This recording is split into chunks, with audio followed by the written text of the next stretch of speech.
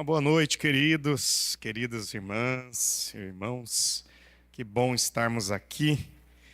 Queria ter a habilidade do Thomas de continuar tocando mesmo quando uma corda se arrebenta, né? É muito bom. Gente, vocês já pararam para pensar? Às vezes nós vemos para o culto, né? E a gente não imagina assim a logística que está por trás disso tudo. Se eu vejo hoje assim, a gente fica em oração, desejando que as coisas que estão planejadas, tudo venha ocorrer e transcorrer tudo bem.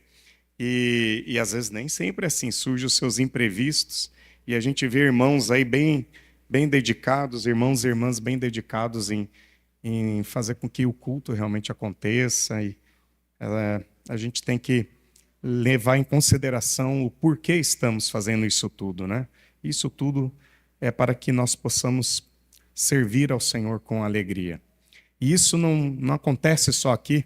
Essa semana estava lá na UNEPA, no Paraguai, lá em Cacila dos, região da cidade de Raul Arsênio Oviedo. Carlos Kunz e eu visitamos nossos irmãos lá.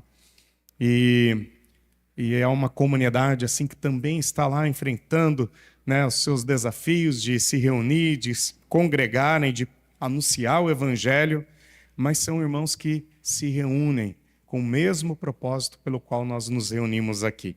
E as tensões, as dificuldades para que o Evangelho continue sendo pregado, elas são muitas vezes parecidas. E contudo nós vemos que estamos unidos no mesmo propósito. Isso é muito especial. É muito bom a gente ver esse movimento. Bom, a semana foi cheia, voltei lá da UNEPA na quinta-feira à noite, já fiquei em São Bento para o nosso congresso de famílias. Muitos que estiveram lá devem estar também descansando nesse momento, por isso também nós estamos com algumas pessoas ali faltando, mas foi um congresso muito bom, muito especial. Se você quiser acompanhar as palestras deste congresso, está disponível também no YouTube do Congresso de Famílias. Vale a pena você acompanhar também o conteúdo deste congresso, caso você não tenha participado. E fico feliz de ver alguns rostos aqui. A Elaine pode estar aqui novamente. Oramos também pela tua vida, pela tua saúde também, especialmente pela tua mãezinha. Bom que a Abigail está aí junto. É bom ver a Jojo aí. Que bom, muito bom tê-los aqui. Meus compadres estão aí também, de Cascavel, nos visita. Uma alegria tê-los aqui. É uma bênção nos reunirmos e nos reencontrarmos. Hoje nós vamos refletir a palavra que está lá no Evangelho de João, capítulo 21. Já foi lido um versículo deste capítulo, Renato já nos trouxe, e a reflexão da mensagem desta noite está no capítulo 21, mesmo capítulo da saudação do culto.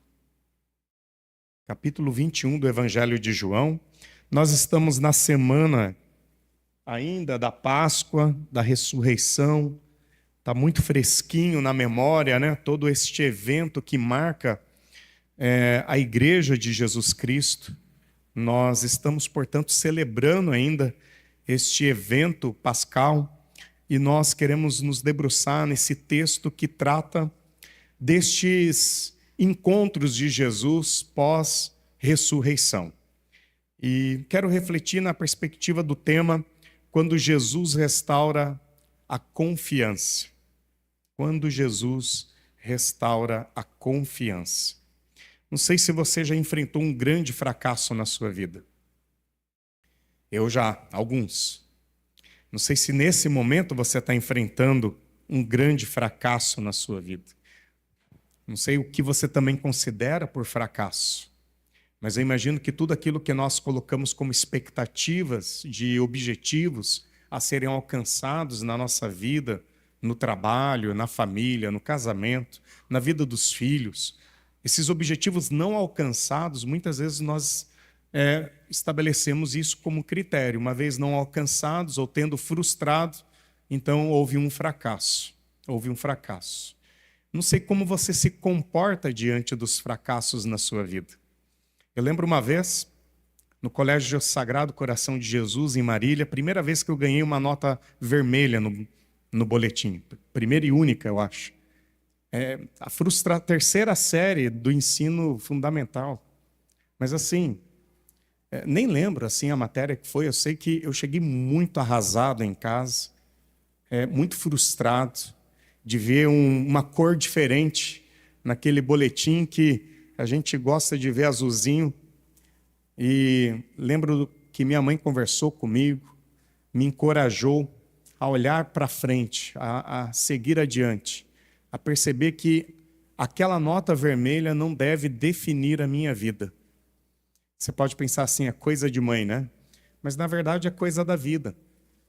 Porque nós vamos, depois daquela nota, né, eu posso não ter tido outro vermelho no boletim escolar, mas eu tive outros vermelhos na minha vida. Inclusive, vale lembrar, mas vermelhos piores do que a da copinha, coisas que deram muito errado na vida, situações que nunca imaginava passar na vida, e a gente está lá, de novo, com aquela situação de vergonha, de fracasso, de ficar prostrado naquela situação, e a gente fica pensando, e agora, né? O que fazer com isso? E eu sei que esta palavra, encorajamento que recebi da minha mãe, mas a gente pode encontrar também na palavra de Deus, nos ajuda. Porque depois de uma derrota, o que você faz? Fica ali nela? Olha para aquela situação, para a lona e permanece nela? Jesus, nesse texto, ele nos convida a olharmos também numa direção que possa sinalizar para nós esperança. Os evangelhos, os 4 evangelhos, nos mostram que a ressurreição de Jesus não foi um evento isolado, gente. Simplesmente para mostrar que Jesus apenas ressuscitou como uma informação. Ó, tá vendo? Está provado que eu ressuscitei? Então é isso aí, né? Fiquem bem, passar bem. Mas foi um processo de encontros que foi transformando vidas que estavam arrasadas, frustradas.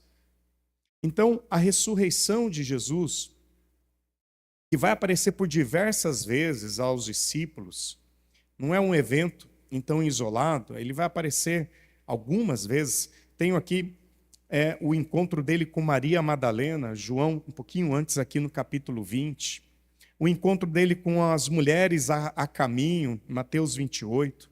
Aos discípulos no cenáculo, Jesus aparece também ali. A Tomé, na dúvida de Tomé. Aos discípulos no caminho de Emaús, é um desses encontros também pós-ressurreição.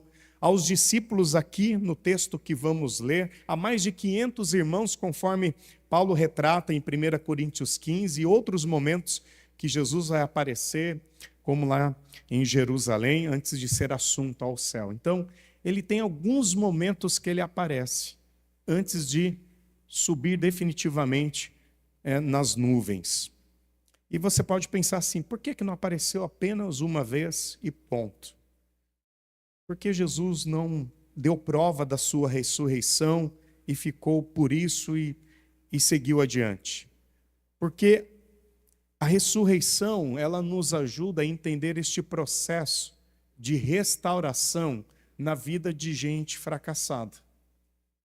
Nós temos que olhar a perspectiva de discípulos que poderiam realmente estar celebrando, poxa, Jesus ressuscitou, mas nós temos aqui no texto discípulos que tiveram que lidar com uma certa incredulidade, e de agora, sabendo que Jesus havia ressuscitado, fica aquele sentimento, pois aí agora o que será de nós?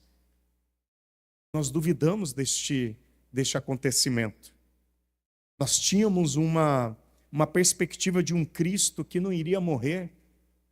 Queríamos e desejávamos isso, mas depois que ele morreu, tivemos medo e tememos o pior.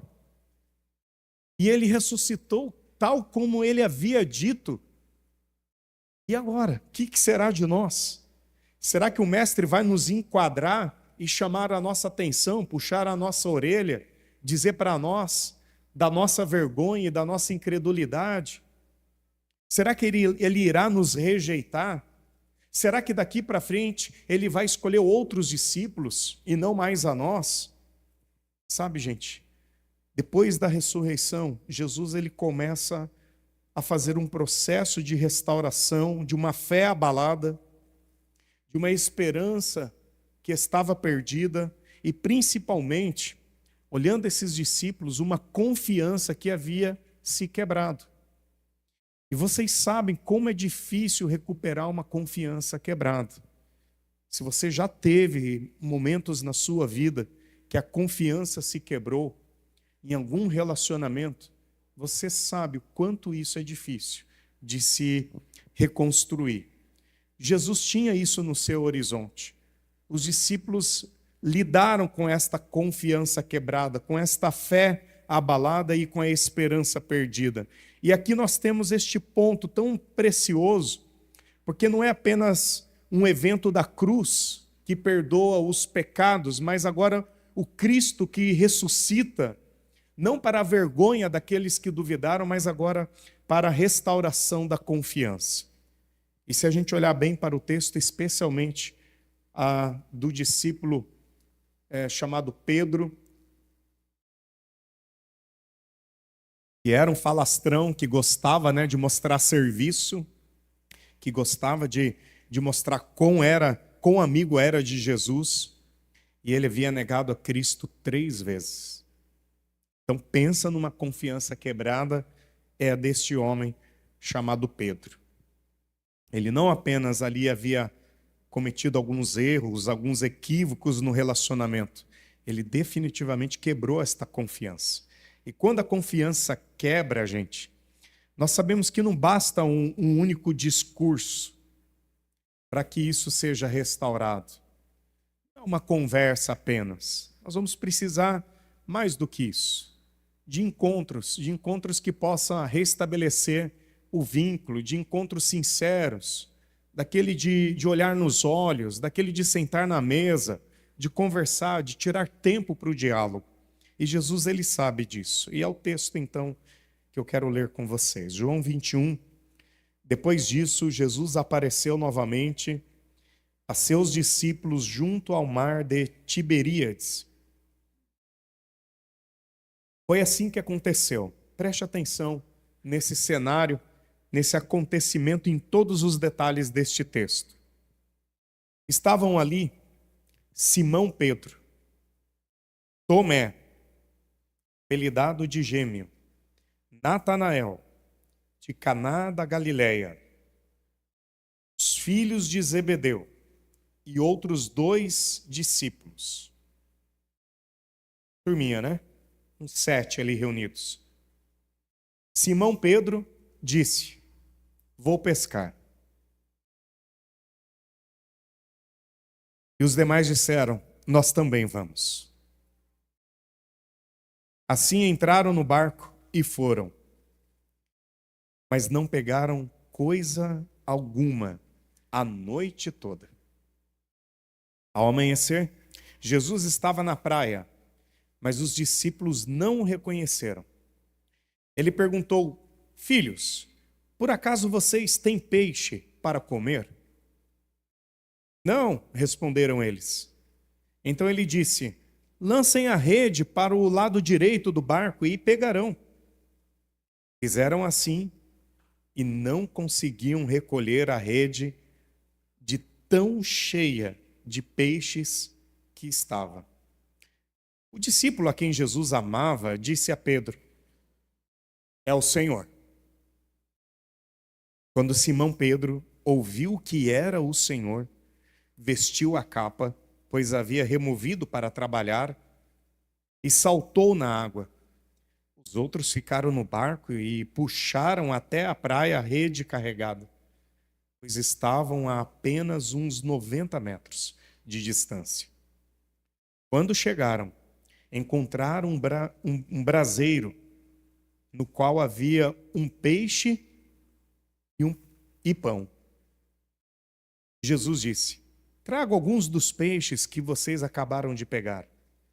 Simão Pedro entrou no barco e arrastou a rede até a praia. Havia 153 peixes grandes. E, no entanto, a rede não arrebentou. Venham comer, disse Jesus.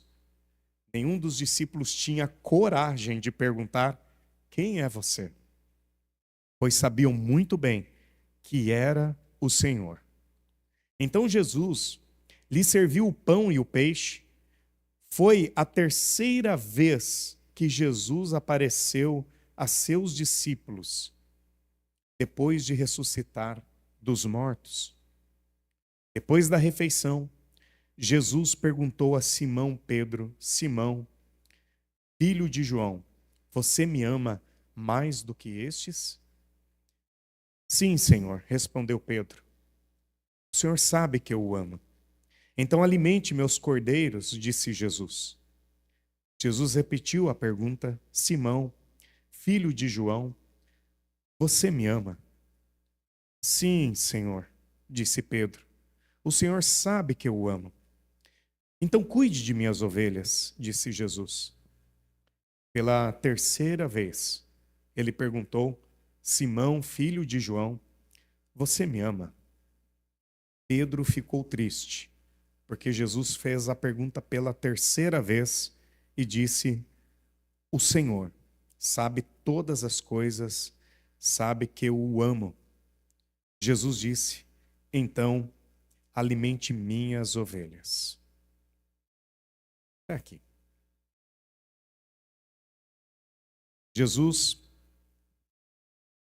ele nos encontra sempre quando nós voltamos para trás. Ele sempre nos encontra.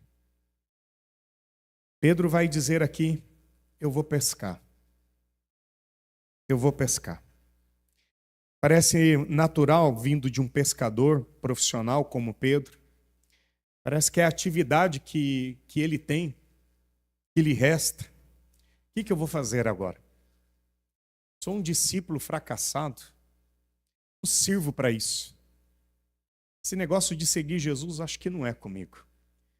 Já duvidei dele uma vez, neguei 3 vezes. Agora ele está aí, ressurreto. Ele não vai contar mais comigo. Vou voltar para a minha atividade, aquela que talvez eu sei o que fazer. É interessante que ele volta para uma atividade que ele já fazia, talvez fazia muito bem. Era um profissional da pesca. Não se trata apenas de Pedro voltar a fazer o que ele fazia bem. Aqui é um movimento de um coração frustrado.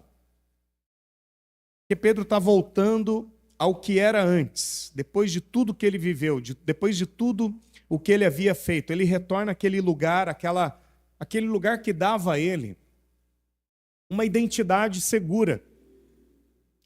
Eu sei que eu sou pescador. Eu vou voltar para aquela identidade que eu tenho segurança. E aqui é algo bem nosso, bem de cada um de nós. Quando nós falhamos, quando nós fracassamos, nós temos essa tendência a buscar um espaço de segurança. Um lugar que nos dá conforto. Um lugar que nos é familiar. Que a gente possa ter o mínimo de segurança possível. Nós voltamos, talvez, a lugares. Não sei se é assim contigo.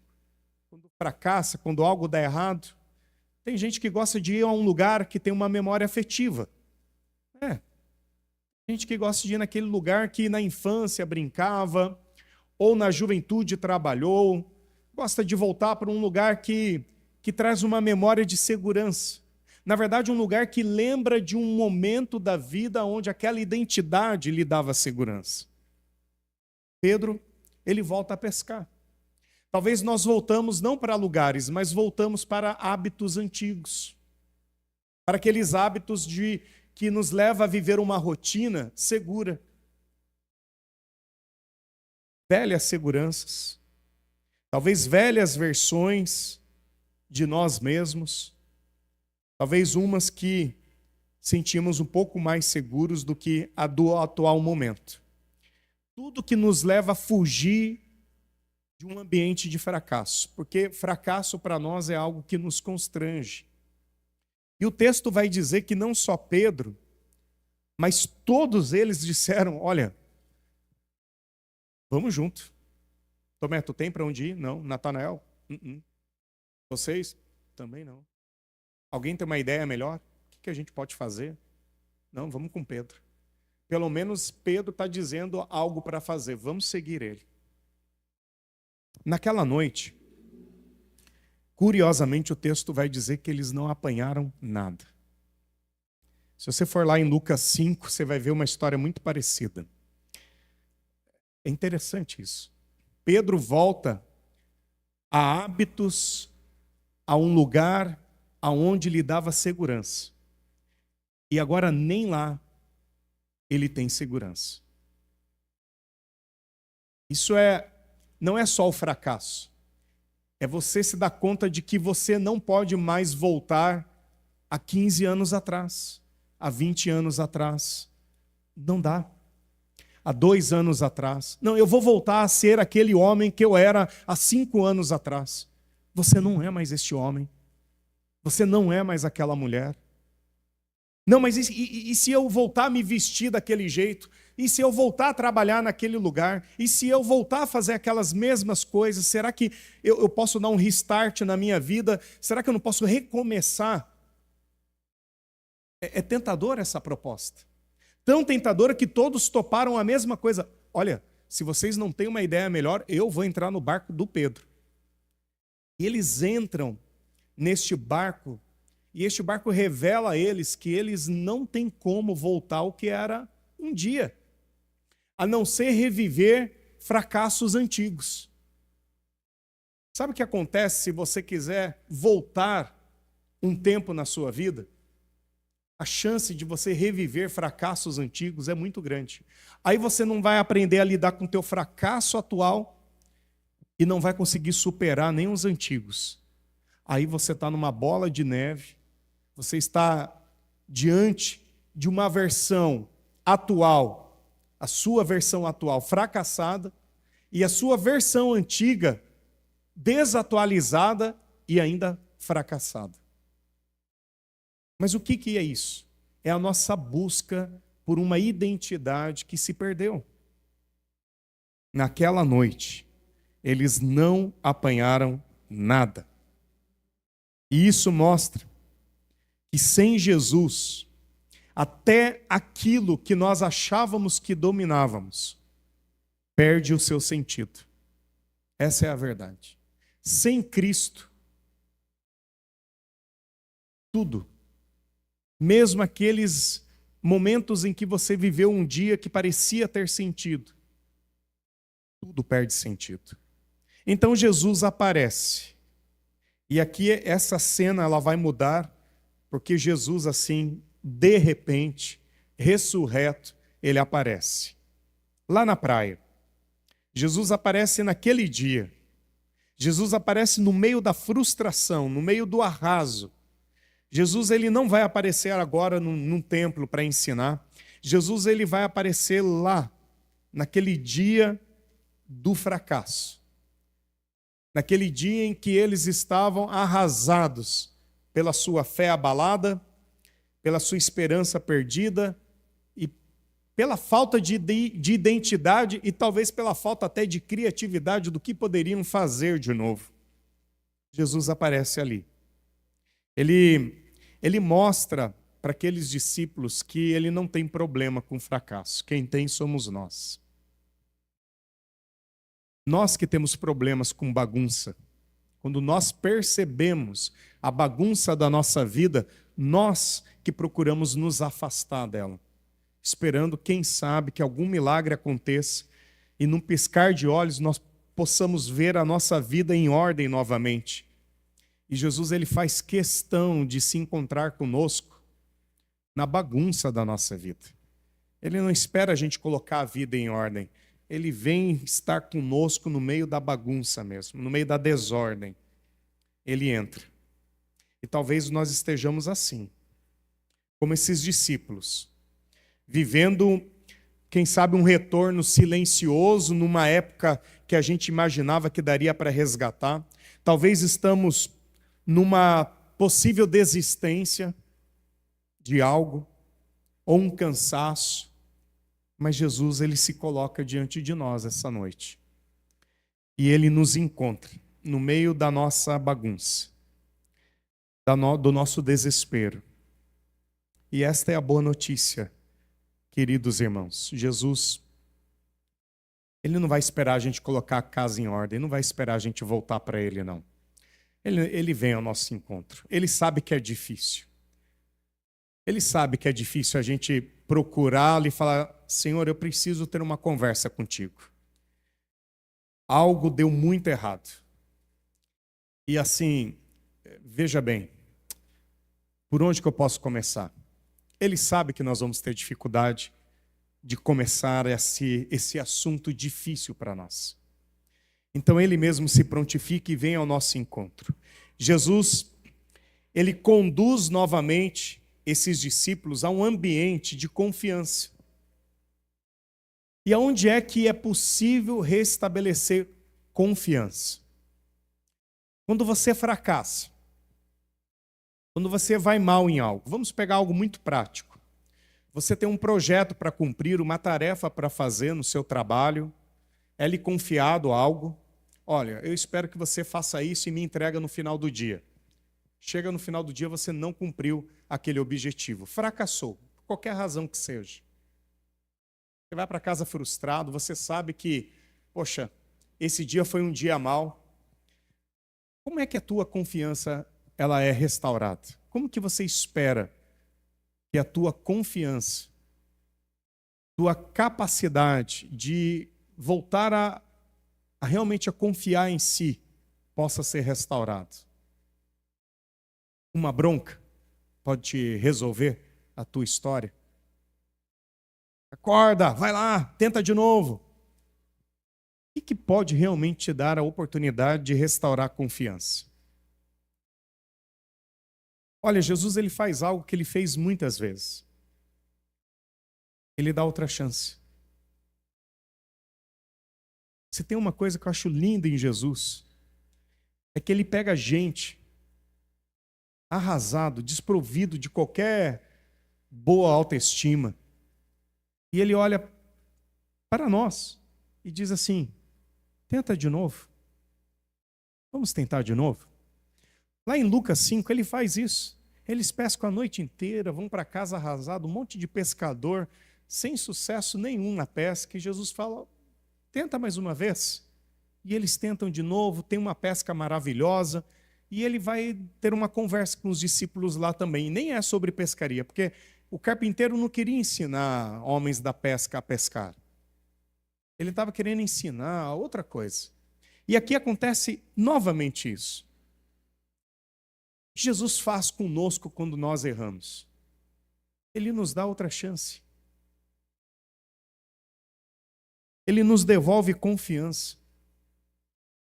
E ele faz isso através de uma proposta de obediência. Você quer tentar me obedecer de novo? Vamos lá. Olha o verso 4 ao 8. Como é bonito isso. Ao amanhecer, Jesus estava lá na praia. Os outros discípulos não reconheceram. E ele perguntou: gente, filhos, por acaso vocês têm peixe para comer? Não. Vergonha, não temos nenhum peixe. Então ele disse: lancem de novo. Tenta do lado direito. Tente de uma maneira que vocês ainda não tentaram. Faça algo que vocês não fizeram até agora. Eu acho tão bonita essa forma de Jesus reajustar o nosso olhar para a vida. Às vezes a gente está lá, a gente está tentando seguir a Jesus, a gente está tentando fazer as coisas certas na vida, a gente tropeça aqui, tropeça lá, e vem Jesus, ele nos dá uma bronca dizendo: tá vendo, vocês não fazem nada certo. Nada certo. Ele não bate a nossa... Eu ouvi uma história tão triste, sabe? Esses dias, lá no interior do Paraguai, né? Alguém dizendo isso: poxa, infelizmente eu passei por esse tipo de educação, de a mãe pegar minha cabeça, bater contra a mesa e dizer: sua burra, você não faz nada certo. Gente, isso marca de forma tão trágica a nossa vida. Quando a gente tem a nossa capacidade amputada, qualquer tipo de potencial na vida amputado, uma fala dessa. Jesus ele não faz isso. Ele não nos chama de burro, de idiotas. Ele não anula a nossa esperança. Ele nos devolve a possibilidade de tentar de novo. E ele vê a nossa humanidade nisso. A restauração da confiança começa desta maneira, com pequenos gestos de obediência. Ele não propõe para os discípulos aqui, escutem, gente, seguinte, sou Jesus, tudo certo, tô vivo ainda, viu? Vamos conquistar o mundo? Vamos começar a pescar gente? Gente fracassada, discípulos fracassados, o que você faz para a gente que acabou de errar muito naquilo que deveria ter acertado? Não adianta apresentar de novo um projeto que eles vão olhar assim, não, eu acabei de tentar e deu errado. Esquece a gente, tenta com outros. Não, Jesus, olha, vai escolher outros 12 por aí, aqui, não vai dar certo. Jesus, ele sabe que é uma coisa muito difícil apresentar. É pensar assim, imagine você, está sem orar já 2 meses, sem ler a Bíblia há 6 meses, e de repente pensa assim, eu vou lá na igreja, mas eu vou ficar bem quietinho no meu canto. Tomara que ninguém me perceba. E eu chego em você e digo assim, vem cá à frente, leia um texto bíblico e faça uma oração aqui com a comunidade. Que bom que você está aqui de novo. Não, deixa eu ir embora desse lugar. O que Jesus faz? Gente, vocês estavam pescando a noite inteira, é isso? Viu? Tenta mais uma vez. A pesca aí, isso que vocês estavam tentando, tenta mais uma vez do lado direito. Uma pequena tarefa. Uma coisa que seja mais possível. E eles tentam. E olha que interessante. 153 grandes peixes. Isso. Deu certo. Funcionou. A alegria, a confiança, há uma certa festa, há um clima mais agradável. Espera aí, nós temos algo agora, temos uma conversa. Nós temos uma conversa. Gente, deixa eu dar um conselho aqui do Senhor Jesus, no texto, para nós. Quando você quer recuperar a confiança, não tenta grandes projetos. Dê um passinho de cada vez. Está difícil engrenar a vida com Jesus de novo? Está difícil retomar a confiança de orar, de ler a palavra, de voltar a viver a fé com aquela alegria que você já viveu uma vez, talvez numa época um pouco mais distante? Não tenta assim, fala assim, não, agora, você pode contar comigo, pode me colocar meu nome à disposição, agora vai dar certo a vida. Não dê um passo muito ousado, não. Faça algo possível. Faça algo possível. Comece a ler a Bíblia de novo. Está difícil orar? Leia a Bíblia. Deixa ela te estimular a oração novamente. Ore o Pai Nosso. Gente, o Pai Nosso. Olha, está difícil orar? Ore o Pai Nosso. Não estou conseguindo fazer muitas coisas. Comece pequeno. Acho que é Ageu, não lembro agora, mas acho que é Ageu que vai dizer, não ignore os pequenos começos. Não ignore os pequenos começos. E você pode olhar isso para tudo na sua vida. Você está com alguma relação truncada, quebrada com alguém? Não liga para essa pessoa convidando para a festa do teu aniversário. Manda uma mensagem. Dê um pequeno passo. Sinaliza aproximação. Daqui a pouco um diálogo, uma conversa, um café. Daqui a pouco a amizade está restaurada. Mas dê um pequeno passo, um de cada vez. Está uma relação quebrada com o filho, uma situação difícil em casa. Não finja que nada aconteceu no dia anterior. Poxa, o dia anterior foi ruim, foi uma briga feia. Houve palavras, horríveis. Não adianta assim acordar, bom dia, dar um abraço aqui e fingir que isso vai ser dolorido, vai ser pesado, mas dê um passo. Sinaliza algo, um passinho por vez. E você vai ver, a restauração ela vai acontecendo num processo lento, mas vai acontecendo, porque confiança quebrada leva tempo para reconstruir. Assim como você não construiu aquela confiança da noite para o dia, pensa, qualquer tipo de confiança, seja no teu casamento, com os teus filhos, isso é uma jornada, é uma caminhada longa para você estar num nível de maturidade, de intimidade. Isso se constrói e leva muito tempo. Quando isso se quebra, reconstruir é lento. A nossa relação com Deus é um processo. Ele tem paciência conosco, pensa. Olha o jeito de Jesus de restaurar a Pedro e aos demais discípulos. Tenta pescar primeiro. Deu certo, Senhor. Olha, pegamos aqui muitos peixes. Eles estão contentes. De repente alguém percebe. Espera aí. Conheço esse homem. João vai dizer, é o Senhor. O que Pedro faz? Aí ele não se contém. Ele se lança ao mar, veste a capa, ele vai a nado, ele vai até Jesus. Mas olha, para Pedro fazer isso, se Jesus tivesse aparecido e falado, ô gente, sou eu, Pedro não ia. Ele faz um início, um processo de restauração. Poxa, é um encontro, é hoje. É hoje que nós vamos conversar um pouco. Pedro chega, Jesus está lá esperando com um peixe assado. Ontem à noite, o pessoal de Garuva, gente, lá no Congresso de Famílias, era vizinho da onde nós estávamos acampados. Ali, Nelson, onde nós estávamos, Garuva estava na parte de cima. 11h30 da noite, eles começam a cantar uma música. Eu achei que era uma música para ir dormir. Né? Tipo assim, sou raia, vamos todo mundo para a cama, né? Todo mundo cansado. Era música de comer. Eu falei, não é possível. Eles vão comer, é 11h30 da noite, eu fui lá, um peixe grelhado assim.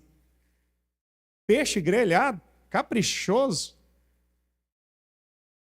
Falei, não, a turma não brinca em serviço. E hoje tinha churrasco de novo. Jesus está ali, na praia. Não sei se era um peixe assim, recheado, mas era um peixe certamente saboroso. Não sei onde pegou esse peixe. Eu sei que o peixe está lá. Um assado esperando eles, e pão, e alguns pães, uma mesa pronta. Quando a confiança está quebrada, quando a fé está abalada, quando a situação está difícil para esses discípulos, o que Jesus faz? Ele convida a mesa. Porque a mesa, gente, é o ambiente da comunhão, é o ambiente da conexão. Não é só comer. Não se trata apenas de uma janta. Se trata de comunhão, de vida, de olhar nos olhos. De enquanto nós comemos, nós estamos nos vendo. Estamos comendo a mesma comida. Estamos nos conectando. Estamos comendo o mesmo pão. Lembra os discípulos de Emaús? Quando Jesus parte o pão, dá graças e oferece, os olhos deles se abrem, eles percebem é o Senhor. É na mesa que o Senhor nos convida para restaurar confiança. E esse aqui é talvez o convite de Jesus para nós esta noite. Comece com uma pequena obediência. Comece pequeno, mas não ignore os pequenos começos. Dê um passo. Depois que você começar, né, como que é o meme? Primeiro começa, depois a gente melhora, né? Dê um pequeno passo. E depois você vai ver, daqui a pouco você está à mesa com o Senhor. E lá na mesa não precisa haver vergonha. Na mesa não precisa haver desespero. Na mesa não precisa desconfiança, nem hipocrisia. A mesa é o lugar de conexão.